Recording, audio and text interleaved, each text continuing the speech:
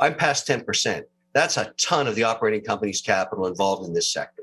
Let's talk crypto markets. Another exciting year, another very volatile year for cryptocurrencies. You've been very active, very vocal in this space this year. The bigger conversation, I guess, always seems to come back to this adoption by institutions and the need for further regulation. Give us your take. Paint a picture here as we head into 2022. What happens? In 2022, nothing's going to happen in the U.S. market. I don't think they'll even deal with stable coins. That geography is going to go through a very long process before it institutionalizes crypto. Everybody understands that.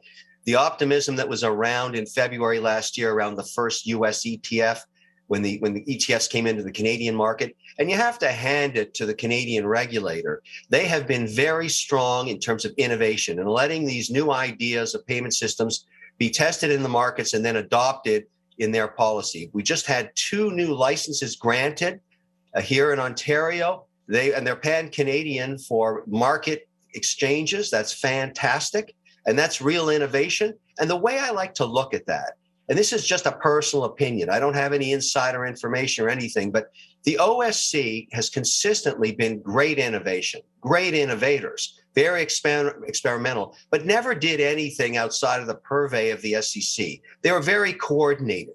So in a way, Canada's a bit of a guinea pig market for what the SEC looks at. That's a personal opinion.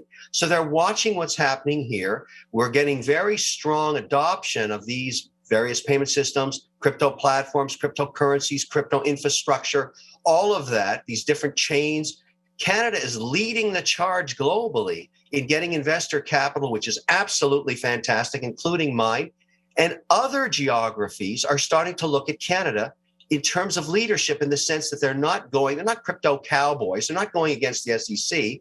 They're being very thoughtful. So geographies like United Arab Emirates, I just spent 10 days there to talk to the government about their plans on cryptocurrencies, because I'm very interested in investing there as well.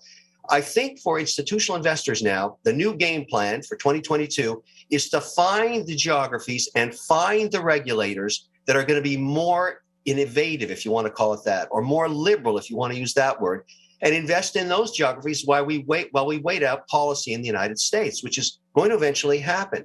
But you've got to be a global investor if you want to enjoy the innovation being done within crypto. And I will always argue this regarding crypto. I don't think Bitcoin's Bitcoin. I think Bitcoin is software. I think Ethereum is software. I think HBAR is software. Polygon is software. I invest in all of it. It's the infrastructure of the internet. And lastly, because I remember talking to you guys at the beginning of last year, and I was saying I was thrilled that my crypto exposure in February and March, the end of Q1, was 3%. Well, through more investment this year in companies like WonderFi and Immutable Holdings that were brought public on the NEO Exchange in Canada, more innovation, you got to hand it to the NEO. My exposure now across crypto, including my work with FTX and with Circle in USDC, I'm past 10%. That's a ton of the operating company's capital involved in this sector.